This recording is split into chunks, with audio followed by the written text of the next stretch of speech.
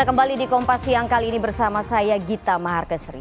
Saudara, hari ini Litbang Kompas merilis survei Pilkada Jawa Timur yang diselenggarakan pada 2 hingga 7 November 2024. Pilkada Jawa Timur diikuti oleh 3 pasangan calon, yakni Lulu Nurhamidah Lukmanul Hakim, paslon nomor urut 1, kemudian paslon nomor urut 2, Hovifah Indar Parawansa, Emil Elistianto Dardak. Lalu paslon nomor urut 3, Tri Risma Harini, Kiai Haji Sahrul Ashara Sumta atau Gus Hans. Survei dilakukan dengan wawancara tatap muka yang diselenggarakan Litbang Kompas dari tanggal 2 hingga 7 November 2024. Kepada 800 responden yang dipilih secara acak menggunakan metode pencuplikan sistematis bertingkat di Provinsi Jawa Timur. Tingkat kepercayaan survei mencapai 95%. Di mana margin of error penelitian kurang lebih 3,46%.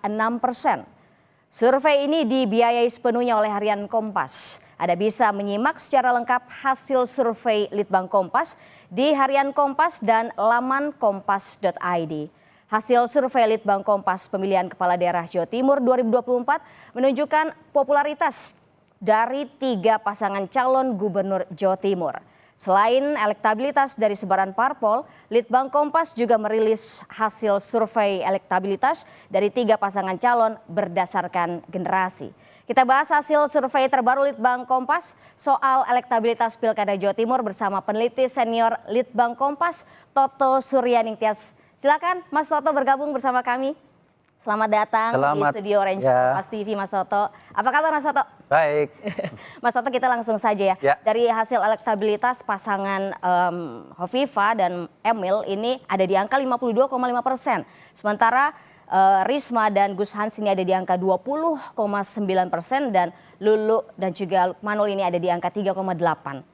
Ini artinya Pilkada Jawa Timur akan ada di satu putaran atau gimana Mas Toto? Ya, kemungkinan besar kalau memang angkanya kurang lebih ada di angka ini akan berlangsung satu putaran karena tidak ada ketentuan 50+1 ya kalau untuk Pilkada di luar Jakarta. Jadi karena ada 3 kandidat, meskipun 3 kandidat tetapi angkanya kan jauh di atas 30%. Jadi kemungkinan besar memang akan satu putaran kalau posisi ini kurang lebih berlangsung di hari H. Oke, ada di angka 52,5% Mas Toto. Apakah karena ada faktor Hovifah Emil ini sebagai petahana, kemudian dari sosok Bu Hovifah ini sendiri dia adalah ketua umum ya Muslimat NU, apakah itu jadi satu faktor pengaruh utama sehingga elektabilitas mereka ada di angka 52,5% Mas Toto? Ya, secara umum, secara global memang faktor petahana ini tampaknya dominan dalam Pilkada Gubernur Jawa Timur. Karena sebelum survei ini pun sebetulnya kami juga melakukan survei yang lain, itu sebetulnya sudah terekam bagaimana kekuatan dan popularitas dari Hovifah ini yang menyebar di seluruh wilayah Jawa Timur. Sementara Ibu Risma ini lebih mengelompok ada di Surabaya dan beberapa enklave yang lain di Jawa Timur bagian tengah. Dan itu kayaknya terulang lagi sehingga sekarang elektabilitasnya kita bisa melihat 52,5% ini. Kalau bicara soal generasi dari Litbang Kompas ini kan memilah begitu ya dari generasi X, Y, Z dan juga baby boomers Mas Toto. Apakah bagaimana dengan dari Litbang Kompas memilah dari sejumlah generasi ini? Apakah sudah bisa dipastikan misalnya generasi Z pasti akan memilih pasangan Bu Hovifah dan juga Mas Emil karena ada faktor Emilnya di sana? Faktor Emil Dardak sudah tentu itu pengaruh ya.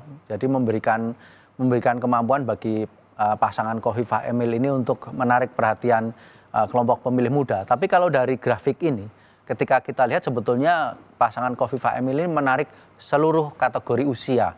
Jadi kita lihat angkanya rata-rata 50%, hanya di Gen Y saja yang dia 44%. Sementara untuk untuk Ibu Risma itu angkanya di 20-an%. Jadi ini rata-rata dia rata tinggi dan rata rendah gitu. Jadi di seluruh kelompok umur sebenarnya tidak ada perbedaan yang signifikan antara Hovifah di dalam menarik perhatian di masing-masing kategori usia dengan Risma dalam menarik masing-masing kategori usia. Sama-sama bisa menarik seluruh kategori usia sebetulnya, relatif rata kalau kita lihat di sini.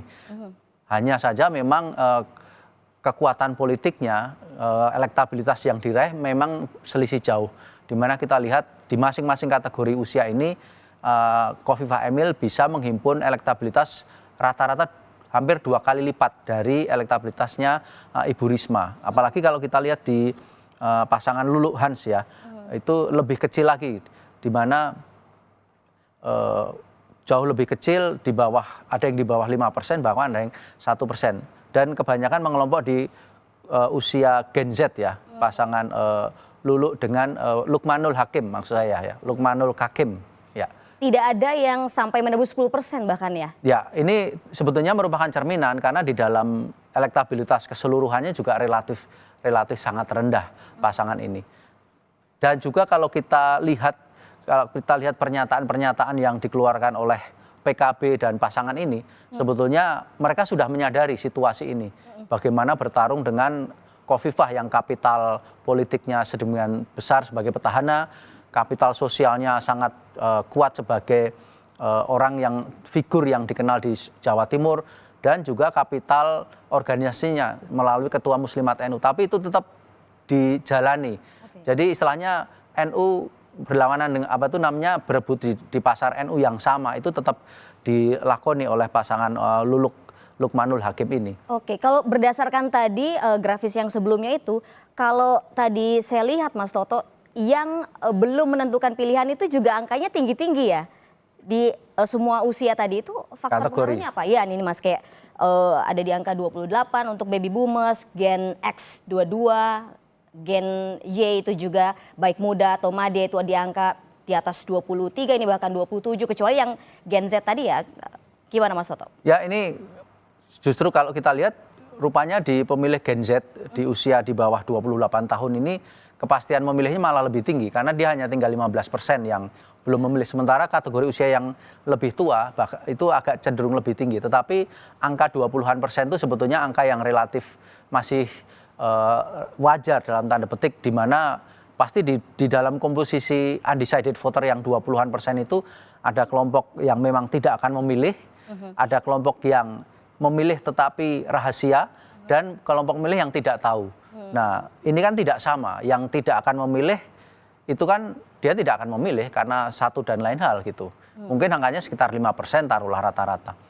Tetapi angka yang rahasia dan tidak tahu itu kan beda. Kalau yang rahasia dia sudah mau memilih, tetapi dia tidak mau dielaborasi oleh interviewer kami.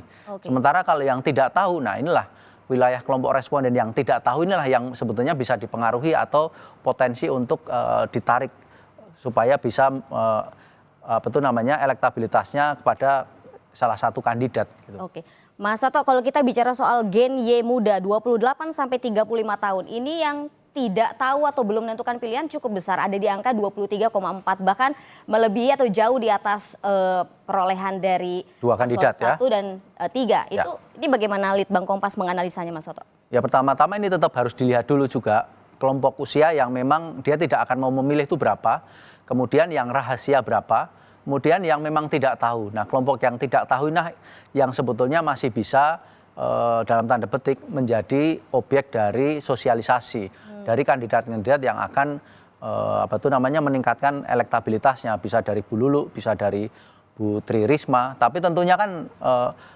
yang dalam hal ini kandidat nomor 02 tidak akan tinggal diam juga. Ini kan perebutan ruang yang bebas diperebutkan oleh ketiga kandidat. Oke. Satu pertanyaan terakhir Mas Toto, mungkin bisa dijawab dengan singkat. Kalau tadi Bu Khofifah dan juga Mas Emil ini ada di angka 52,5% sebagai dari nilai atau persentase elektabilitasnya. Apakah dari paslon 2 kandidat yang lain ini mampu untuk mengejar di saat waktu memang sudah mepet di saat nanti di tanggal pencoblosan Mas Toto? Jadi kalau melihat proporsi angkanya dan karena ini ada 3 kandidat, tampaknya cukup sulit. Karena basis sosial, kemudian basis struktural partai, dan basis programatik itu sepertinya sudah dikuasai. Tetapi Bu Tri Risma menurut saya bisa lebih mengelaborasi dan mengefektifkan kekuatan mesin politik PDIP. Sementara Bu Lulu ini sebetulnya di kelompok PKB-nya itu kelompok PKB dalam arti struktural organisasi PKB itu sebetulnya bagaimana itu juga bisa lebih diberdayakan. Oke, terima kasih banyak Mas Toto Suryanintya sudah bergabung dengan Kompas Siang. Sehat Sama-sama, selalu Mbak. Mas Toto. Ya. Saudara